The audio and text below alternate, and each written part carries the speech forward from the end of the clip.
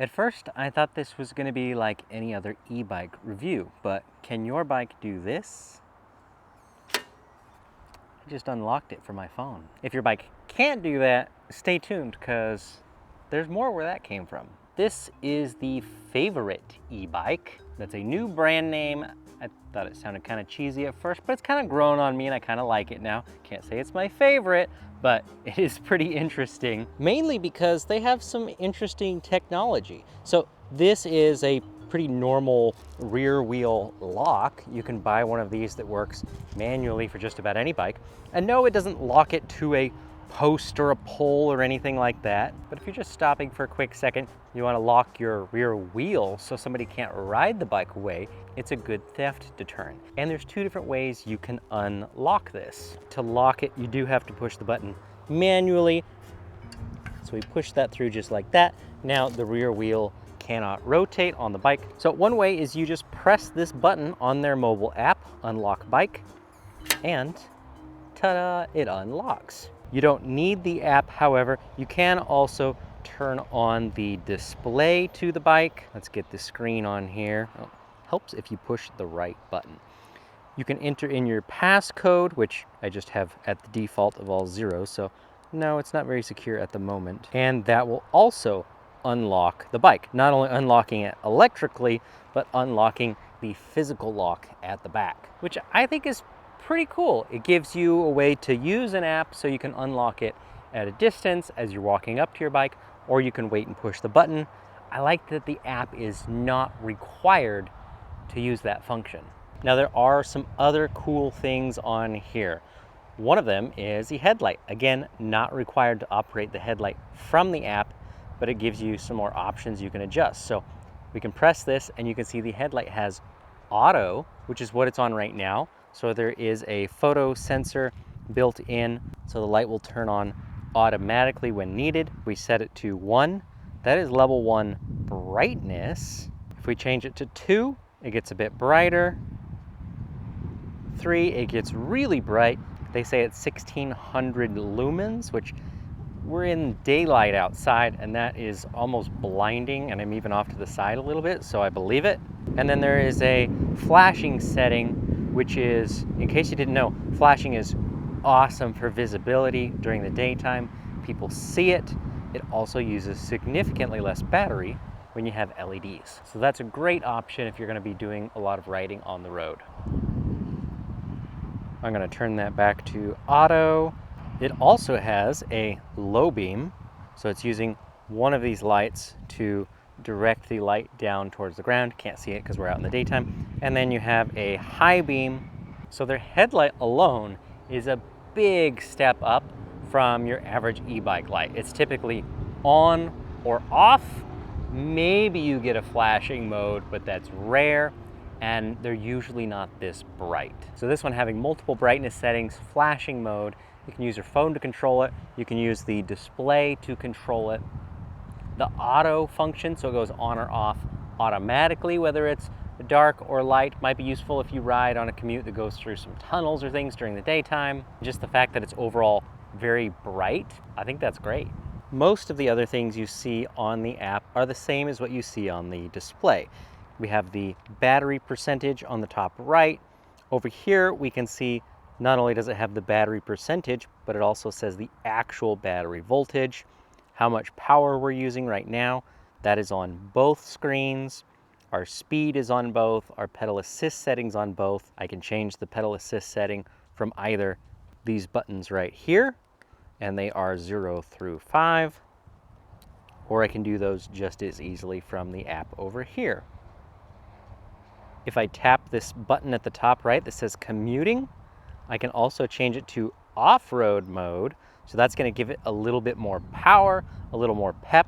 This is a 750 watt hub motor, but I believe it peaks over that mark if you put it into the off-road mode. And you can see right here, there's a little green bike rider there. That's the commuting mode. And if I change it on my phone to off-roading mode, he turns red. He looks more like a mountain biker, I guess, because he's got a little backpack on.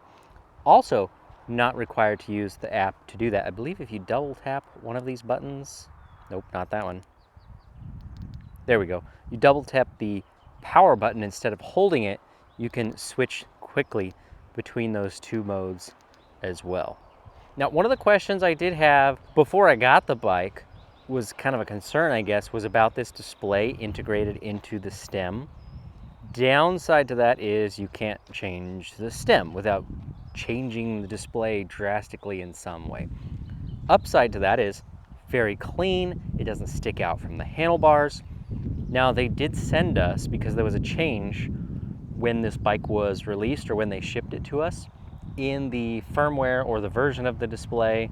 I don't remember exactly the details, but we swapped this display out with a new one they sent us, and it was actually really easy to do. The plugs come out right in the bottom right there. There's a screw right there that holds it in. So although I was worried about maintenance on this sort of thing, it was super easy. Honestly, I'm no longer worried about it now. And it really is pretty upright as is. If you want it to be a little more upright, you can always change the bars. So it's not like you are eliminated from having any flexibility there. If you like a certain style of stem, you're kind of stuck with this one. I feel like the wiring is nice and tidy and clean. Everything goes into this one bundle that goes inside the frame and then down. Although I haven't ridden the bike very much yet, I do think the fit and finish on the bike is really good. And fun fact, WTB, their headquarters, is just a few miles away from us, right here in Nevada City. You probably didn't know that. Praying mantis just landed on my tire. All right, back to the bike. 750 watts in commuting mode, even more if you turn it into off-road. Security, it has that integrated lock. Lighting, I already showed you the headlight, which is quite nice. And it also has, of course, a hardwired tail light that's running off the main battery. Comfort-wise, this is a commuter bike. It's a very upright seating position. The distance from the bars to the saddle is fairly short, so you're definitely not hunched over at all. The saddle looks ordinary and normal, but I'm gonna tell you, it's not. It's way softer. It feels like some sort of gel.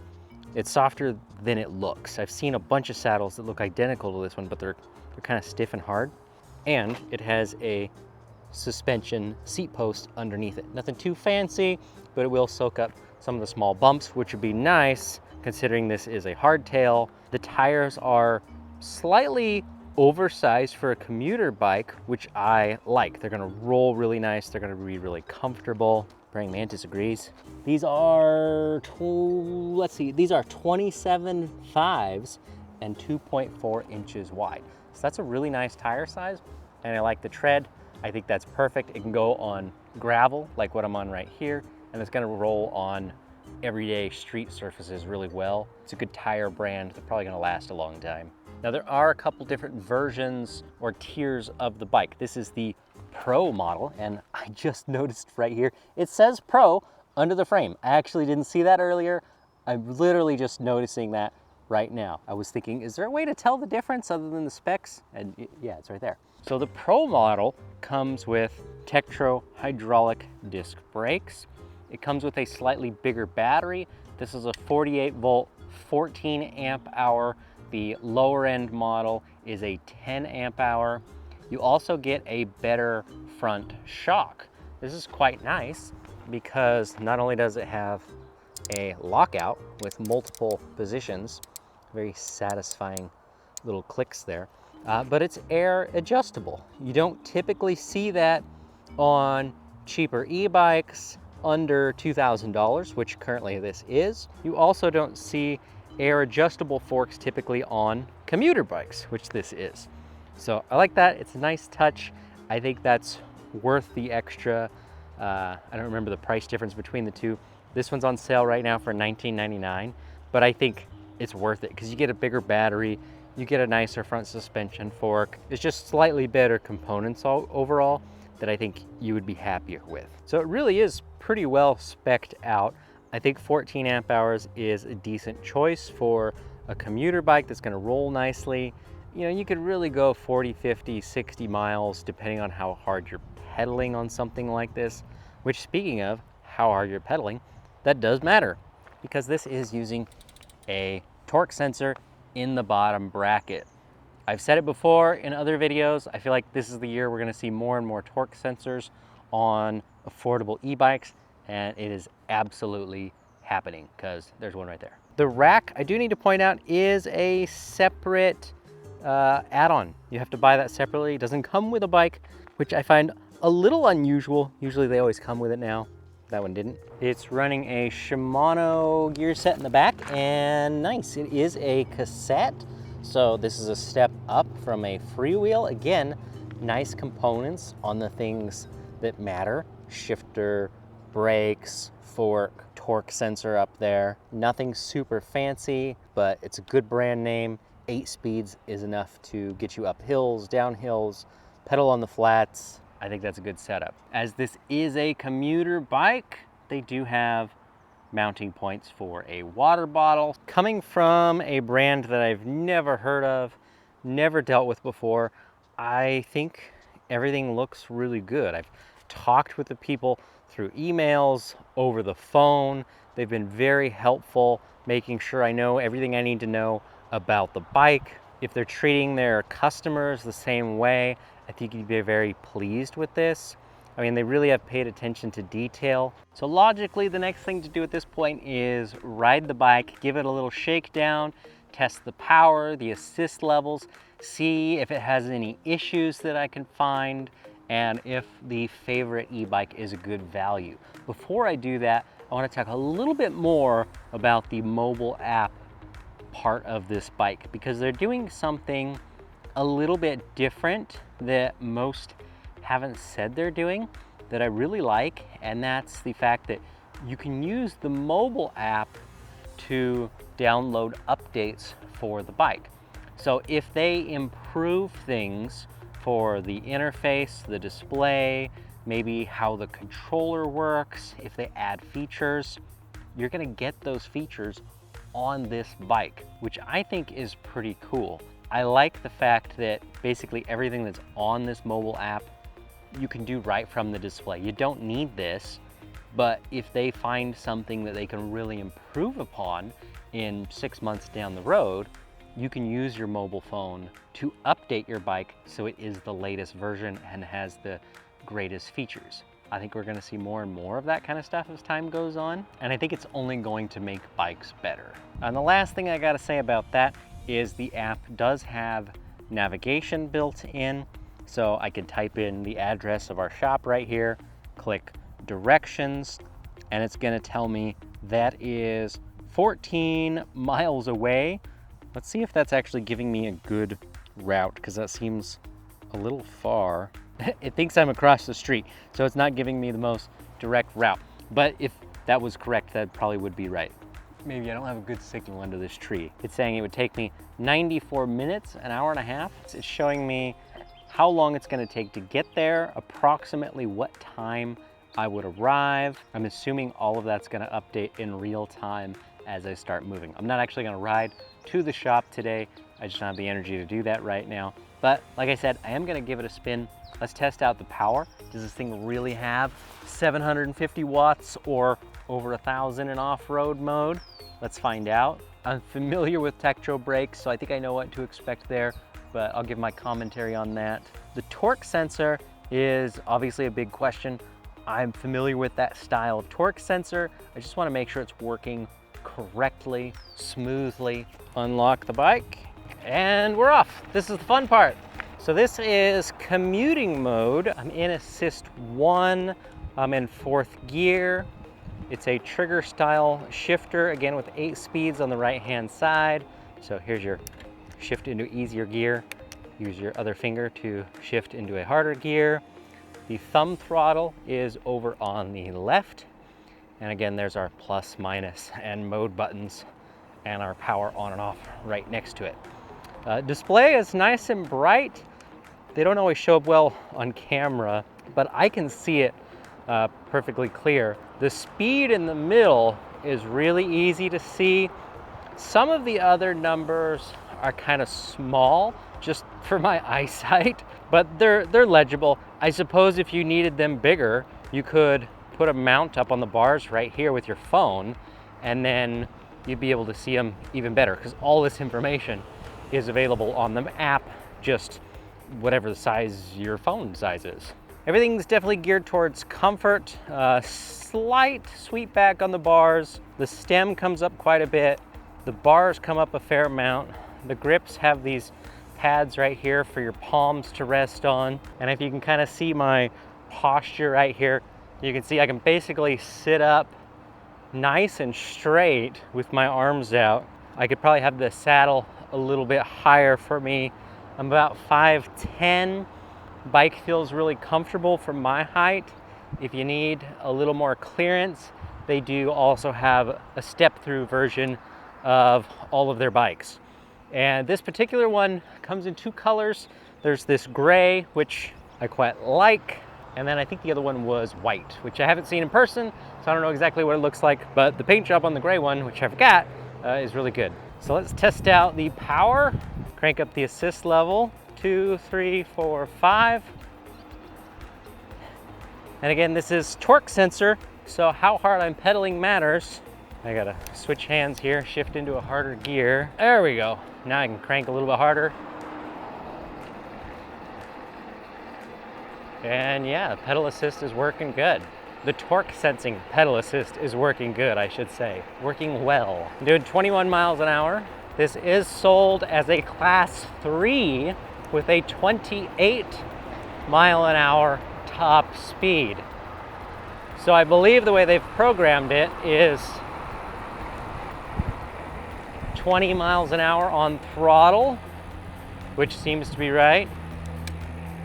And then if you start pedaling, it'll let you go up to 28. Because it's a torque sensor, you are gonna have to actually put in a decent amount of effort to get up to 28 though. So you have to work for it.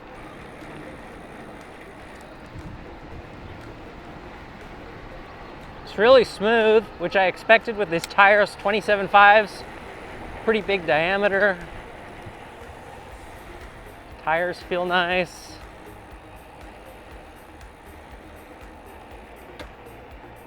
Let's head to a hill. Brakes feel good, no weird or unusual noises. It does have front and rear fenders, and there's no rattling at all. I'm not trying to be kind to the bike. You know, I like to break things and find things wrong, and I haven't found anything wrong yet. All right, so we're cruising uphill. We're still in commuting mode, and I was just doing 22 miles an hour up the hill. Now we're doing 25, still going uphill. Let's pedal harder. Okay, so there was a little flat stretch right there, and I was in fact able to get the bike up to 28 miles an hour. So it will do exactly what's advertised. Took a bit of effort, but it'll do it. As soon as you stop pedaling though, the way it's programmed, it drops down to 20. So that's just something to be aware of. Downhill, high-speed test.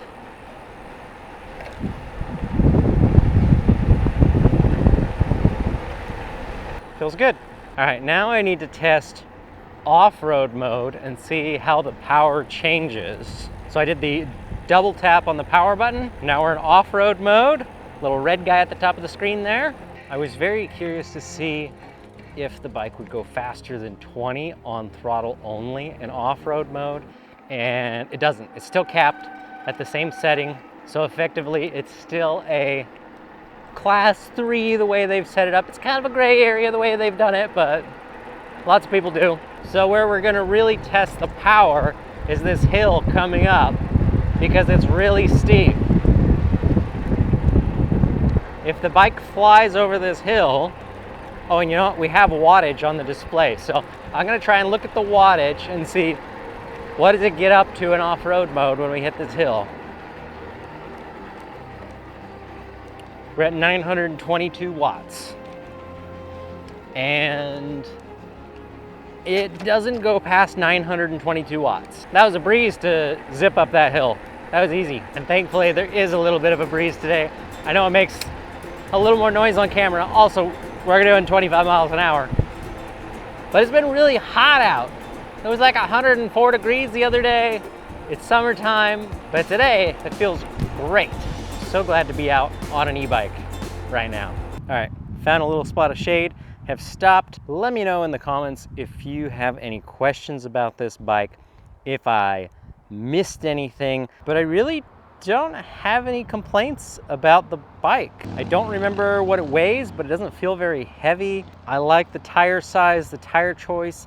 I like the suspension fork on the Pro model that I have here. The battery is decent. I do think you can find other bikes in this price range with a bigger battery. So competitively, they might have a hard time with that. But what they do have is torque sensing, automatic locking function, software updates, an app that actually works quite seamlessly and well, navigation built in, suspension seat posts, hydraulic brakes. There's a lot of little things about this bike that just set it apart.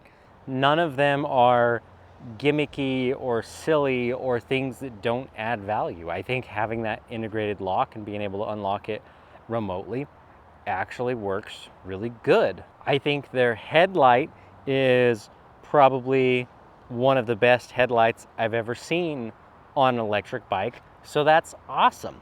Is it enough to get people to spend $19.99 on this particular bike? I think if they're looking for a really good commuter that's well made, that looks good, clean lines, yeah, this is gonna get some people into this particular brand. Again, I am not affiliated with Favorite in any way other than the fact that they sent me this bike to do a review video for them. But I always reserve the right to say whatever I want in these videos. I had one company actually tell me in the contract that I couldn't say anything that wasn't nice about their bike. I refused. I wouldn't do that. The pedaling cadence was good. I was able to pedal comfortably above 25 miles an hour. The torque sensing was extremely smooth. Works surprisingly well. So however they've set it up with their controller setup, they did a good job. Power felt good. Again, 750 watts. Feels like that when you put it in off-road mode. As you saw, or if you could see on the display, I got it up to just a little over 900 watts. So the performance is good and it just rolls really smooth and nice. Now it can do some gravel roads like I was showing you a little bit earlier. That wouldn't be my first choice of bike if I was gonna do a lot of that. If you have, say, a gravel driveway and then you're riding on street the rest of the time, this would be great. If you're gonna do a ton of gravel riding, you wanna hit some single track trails, this probably isn't the bike for you. This is aimed towards commuting or just general riding around on bike paths, the streets, roads, and I think it's an excellent choice for that. And if that's what you use it for, you're gonna be quite happy with it. So thanks again to Favorite for sending out the bike. You can check out a link to their website in the description.